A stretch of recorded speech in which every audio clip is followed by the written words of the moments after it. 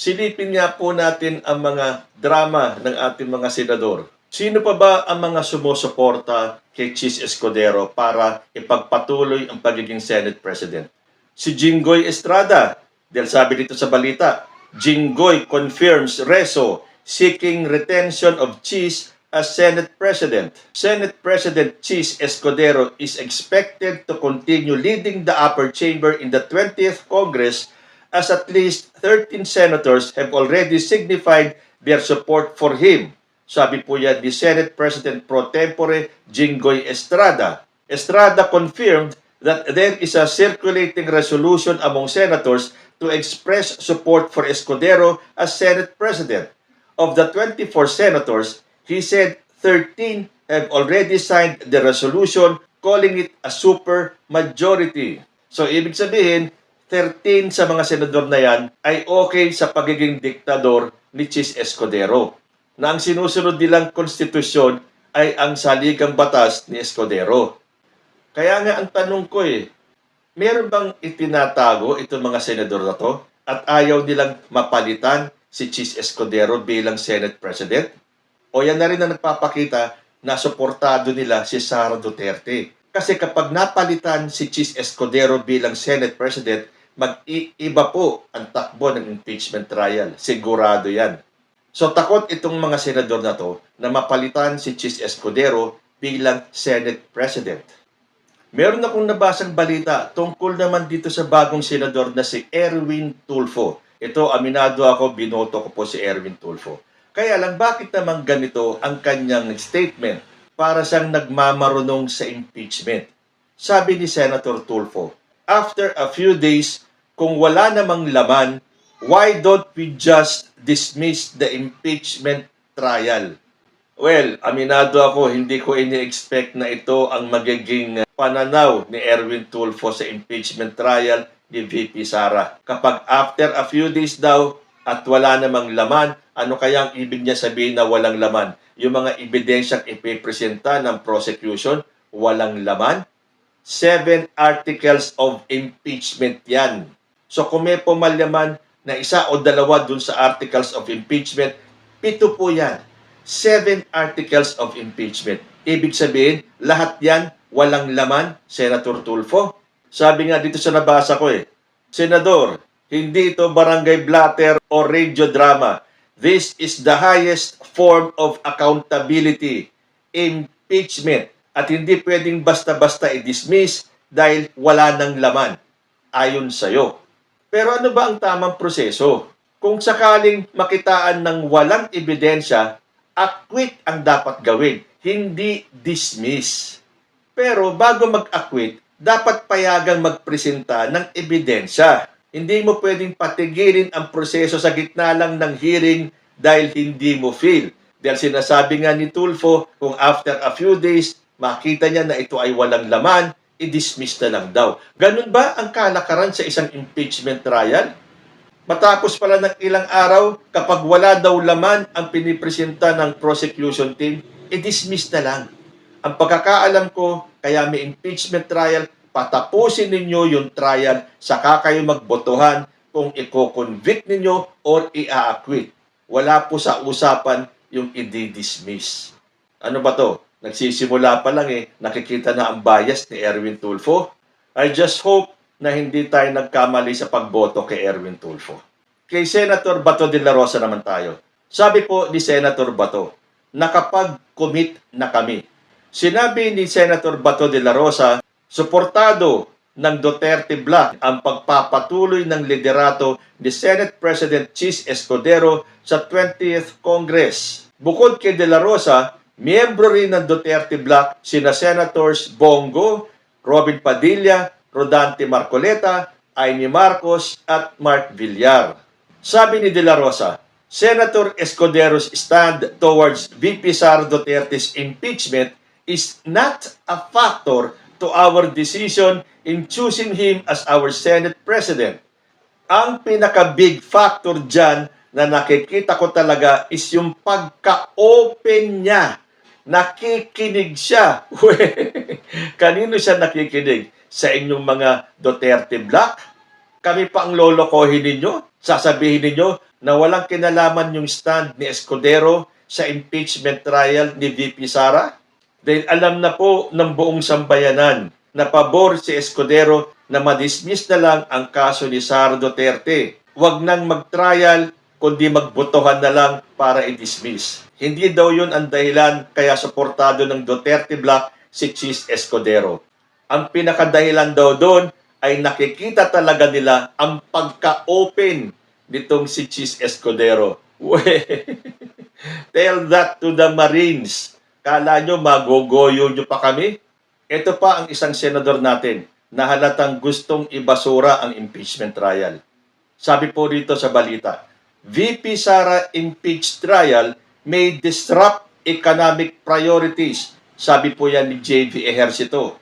Senator J.V. Ejercito is worried that the looming impeachment trial of Vice President Sara Duterte may disrupt urgent economic priorities, warning that foreign investments may take a backseat as the Senate assumes its constitutional role as an impeachment court.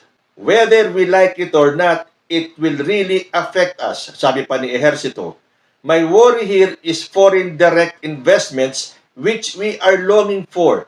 These are what bring in businesses, invest in power plants, railway systems, and airports. All of this might have to take a backseat for a while. Okay, Senator J.V. Ejercito, wala kaming pakialam kahit mag-take a backseat ang takbo ng ekonomiya natin. Importante ang impeachment trial na yan. Wala tayong pakialam sa mga foreign investors sa panahon na ito. The Filipinos are seeking for justice. Mahinder man ang takbo ng ating ekonomiya for a while, matapos itong impeachment trial na to, ma-acquit or ma-convict si Sara Duterte, life will continue. Life will go on with us. Nakailang impeachment na ba tayo? Kay Corona? Kay ERAP? O ano ba nangyari? Di ba pagkatapos ng impeachment na yun, gumastos man tayo, huminto man ang daloy ng gobyerno at administrasyon. After that, bumalik tayo. Naka-recover tayo. So kung ano man sinasabing gastos or economic whatever, magkakaroon ng backseat ang mga pagtakbo ng ating ekonomiya, okay lang sa taong bayan yan. As long as we are provided the truth. Ilatag ninyo ang katotohanan. Kasi after this, we Filipinos are resilient. Mahirapan man tayo, bumagsak man tayo, magkandaletse-letse man tayo because of this impeachment trial, we don't care. Ang gusto namin, ituloy ninyo ang impeachment trial para malaman ang katotohanan. After all this bruhaha, tayo ay makakabangon muli. Diyan tayo magaling. Pilipino tayo eh. Pero kung gagawan nyo ng kung ano-anong dahilan para wag lang matuloy ang impeachment trial, lokohin ninyo ang mga sarili ninyo.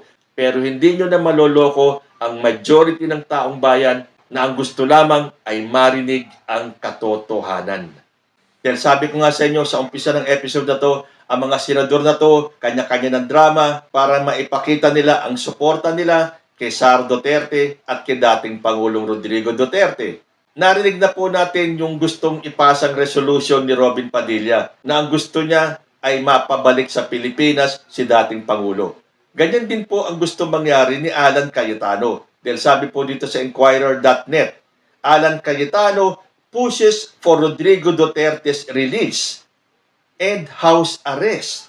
A resolution pushing for the interim release and grant of house arrest to former President Rodrigo Duterte in the Philippine Embassy has been filed in the Senate. In his unnumbered resolution, Senator Alan Peter Cayetano called on the Philippine government to advocate before the ICC the interim release of Duterte, proposing that the former chief executive be placed under a form of house arrest while awaiting trial. To grant this for the former president would be beneficial to his health, all while presenting no risk to the integrity of the ongoing trial.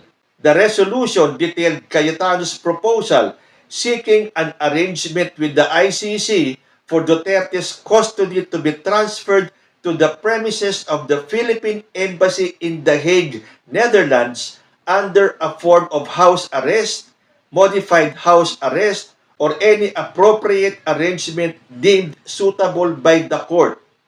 It is only right that our government acts as soon as possible before it is too late. Because as the saying goes, regret always comes in the end. Ano kaya ang ibig sabihin ni Cayetano dun sa regret always comes in the end? Yung parang pagsisisihan natin kapag hindi natin inalis si Duterte sa ICC. At kapag hindi natuloy itong hinihiling nilang house arrest sa Philippine Embassy sa The Hague. Pero ang pagkakaalam ko kung sa Philippine Embassy nila sa The Hague gustong ilagak si Duterte biglang interim release, mukhang hindi po pwede yun. Dahil wala naman jurisdiction ang ICC sa Pilipinas. So kahit na sabihin mong nasa The Hague yan, Philippine Embassy pa rin yan. So hindi po pwedeng dun ilagak si Digong. Well, yun po ang pagkakaalam ko kasi Philippine Embassy yan.